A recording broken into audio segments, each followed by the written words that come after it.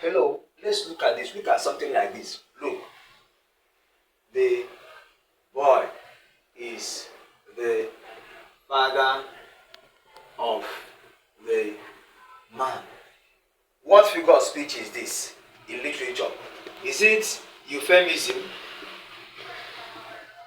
or is it oxymoron, or is this a paradox, or is this an allusion?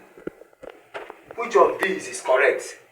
And you can also have this one: 6 hands dicing for pieces of silver. This is from The Journey of the Magi, literature in English. One of the poems this year, non-African poem, The Journey of the Magi. So which figure of speech is this? I would like us to do this. Let's start. I decided to teach literature in English. I want to enjoy this. So let's enjoy it together. Watch. Watch. So the figures of speech. So we have to start with let me start with simile. Simile. This is a figure of speech. You know this one. Many of you know it, but we are going to go into the ones that are technical. Simile. This is a figure of speech. Now, figures of speech are also known can also be referred to as poetic devices in literature. They are deliberate statements that do not have direct meanings. So they don't have direct meanings. So simile is a figure of speech that makes comparison. You know, compares two or more things using the following words: as, like, as well as. Example. Look at this example. An example is: he speaks like his father. Another one: Jane is as tall as her mother. Look at it. Now this is similar. We are moving from simple to complex. So look at the next one: metaphor. This one, most of the time, in most of the poems, African and non-African poems, I want to tell you, how many of the African poems do you have? Or how many of the African poems recommended this year by WAEC have you read? Have you read The Black Woman? Have you read A Government Driver on His Retirement? How many of them have you read? Okay, I will make out time to teach all these with the technicalities there, with the figures of speech there. I pray I have the time, because we have a lot of things to take care of. So now we look at metaphor. Metaphor. This is a figure of speech that makes direct comparison. You know, it compares two things. This one compares two things using as, like, as well as. But this one says that one thing is the other. One thing is the other. Example, like the one we have: Nigeria is the giant of Africa, as always said. So if you're not a Nigerian, it's always said. So Nigeria is the giant of Africa. Or let me just say the boy is a lion. The boy is a lion. All right. So look at this. I think one of these is a statement powered by the ink of compassion. Yes, you are going to say ink of compassion. Direct comparison. This ink is of compassion. Let's look at another one. Let me start going into the deeper one. Oxymoron. Oxymoron. Now, this is placement of two direct opposite ideas. Two direct opposite ideas. The ideas are opposite. Examples: you say pregnant what? Virgin. The wise fool. The innocent criminal. Innocent criminal. This is also when you see two words that they are directly opposite, the innocent criminal, or you have sweet sorrow. Maybe you can mention many of them. Sweet sorrow, sweet sorrow. And all this. Now, there's a difference between oxymoron and paradox. Paradox. They are related, but they are not the same. A paradox is a statement. A statement that contradicts itself. A statement that does what? Contradicts itself. But on close examination has meaning. But oxymoron, the two of them are placed together. Placement of two direct opposites. Direct. But a paradox is a statement. Now look at it. Example. The boy is the father of the man. The boy is the father of the man. The boy. Now, what does it mean? This thing does not make sense.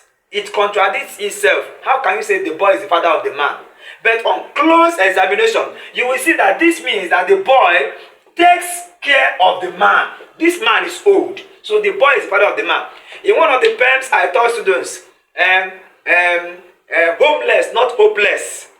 Those days, there's a statement said, we are the lack. Hey, I like this. We are the lack. That what? Take, it's not takes, that take your lack. We are the lack that, see, we are the lack that take your lack. Look at it now. So we are the lack. How can a lack, somebody that is in lack of something, take another person's lack? How can it be? Now look at it. So this is a paradox. On close examination, you see that. Now, these are beggars. These people are beggars. The name of the poem is Homeless, Not Hopeless. Ambassadors for Poverty is also among them. But this one is homeless, not hopeless. We are the lack that take your lack. Now, these lack are the beggars. It is believed that when you give a beggar some amount of money, God blesses you. That's why they use this. So, it is possible that the lack can take away your lack. When you are lacking something, you give a beggar. The beggar prays for you and you get blessed. That is this statement. So it is a paradoxical statement. Alright, so let's look at another one. Let's clean the board and look at another one. Let's look at this one. Euphemism. Now, this euphemia. So making something that is bad, like not good, using a my statement for an ugly situation, occurrence, something like that. So a my statement to express a bad or unexpected or negative outcomes. Example, the most popular one is the old man has kicked the bucket. This is the most popular euphemism. But you can say the man has put the girl in a family way. Look at it. Which means the man impregnated the girl. So this is a kind of euphemism. Just making statement that is somehow not good. You not make it to look not too bad in form. He has gone to join the ancestors. He has gone to join his ancestors. Something like this. It is euphemism. You cannot say he is dead. So you say some, make a statement to become mild. Let's look at this one. Hyperbole. Hyperbole. Exaggeration. When you exaggerate, you say something that is, make something that is small, like as if it's wide. I can use I can say my knowledge on in physics has grown faster than empires. So I've exaggerated. Hyperbole. In one of the poems, I think daffodils, it says he has seen 1,000,000 of the daffodils. 1,000,000 of daffodils. You understand? So this is hyperbole. When the statement suggests that this thing is small and it has been exaggerated, made to become so big, we call it what? Hyperbole. Now let's look at another one. Now let's look at another one. synesthesia. Synesthesia. When you say something like green clouds, the green clouds, the cloud cannot be green. Green clouds, the cloud is known with, let me say, blue or something like light blue. So if you say green clouds, this can mean forest.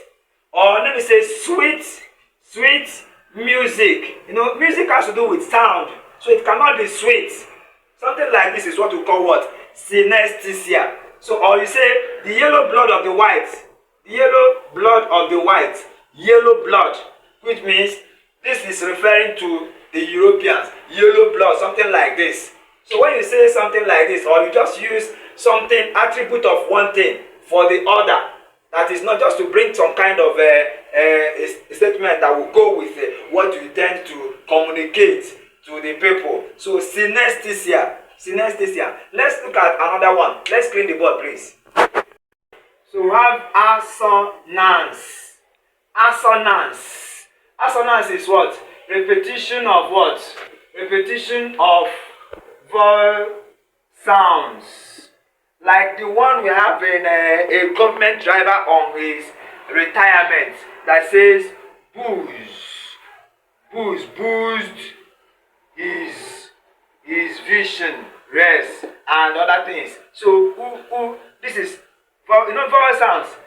A-E-I-O-U. So when any of these vowels is repeated in a line, you say there is what? Assonance. Boost is what? Vision. Or he had to toil on the soil, something like this. Oil. So this is assonance. And another one that is related to this is alliteration. Alliteration is repetition of what? Repetition of consonants. Consonants, that is other letters that are not any of these. Like the one we have, like five fresh fish. 5 fresh fish. So now we can look at something else. Now, if you have something that 5 fresh fish, or hangman hanging himself, like we can write it here. Hangman hanging himself. So you can see H, F. These are alliteration. So when a consonant is repeated, we call it what? Alliteration. So I would like us to look at something like this one, personification. Example, the eye of heaven is out now. So what is this eye of heaven? You know that the heaven cannot have the eye. So it is even a kind of is personified. No, heaven is not a living thing. So eye is for a living thing. But this eye of heaven is now what? The sun is out now. So it's personified. Or you can now say the cloud is pregnant. You know, this means it's about to rain. The cloud is pregnant. In one of the poems, is it not, which one says an African thunderstorm? Pregnant clouds. Say pregnant clouds. The other poem talks about when it's about to rain, pregnant clouds, and other things. We enjoyed literature those days. So we can also talk about this one, that is allusion. Allusion is a reference to historical things. It can be biblical or things that happened about history. So it's a reference to something that is what? Historical, or something that happened in the Bible. Like one of them that is in the journey of Magi. Journey of Magi is a typical allusion because it talks about something that happens in the Bible, the experience of the 3 wise men. But I would like us to look at something that has to do with this allusion. Now it says dicing for pieces of silver. Dicing for pieces of silver. 6 hands. Dicing for pieces of silver. So these pieces of silver, you know, it has to do with what Judas Iscariot did. He sold Jesus Christ for what? 30 pieces of what? Silver. Now this brings us to another one. Like that is what? Synecdoche. Or they will call it synecdoche. So now this is what we call part for whole. Part for whole. Part for whole. When you mention the part of the body of a thing, instead of the whole body of the whole body. When you say 6 legs, the 6 legs has refused. The 6 legs has refused to let me rest. 6 legs is what we know. Insects have 6 legs. Now, or you can say all hands must be on deck. All hands, part of the body. Or 2 good heads are better than 1. 2, more than, there is 2 persons. Instead of saying 2 good heads are better than 1. 2 good heads. So this one, you represent heads for the whole being. Now another one that is related to this, okay, well, let me write it here. To synecdoche is metonym. This one is use of symbol, what something symbolizes. Use of symbol, like wig. The wig for what? Lawyers. Or the crown for what? The king. You can say the wig has declared the crown innocent. The wig has declared the crown innocent, which means the jury. The wig has to do with lawyers, judges, and the rest of them. So the wig has declared the crown innocent. So this is the little we can take for today. In our next class, we are going to look at some African and non-African pearls, the Grievlands of Africa, the journey of the Magi, the bats, the raider of treasure trove. I said the black woman. Which other one? The good Moro, Disney poplars. Mention them. We are going to look at all of them. We are going to analyze them for UTME and WASSCE students. Please do join us. Mr. Primo says thank you very much.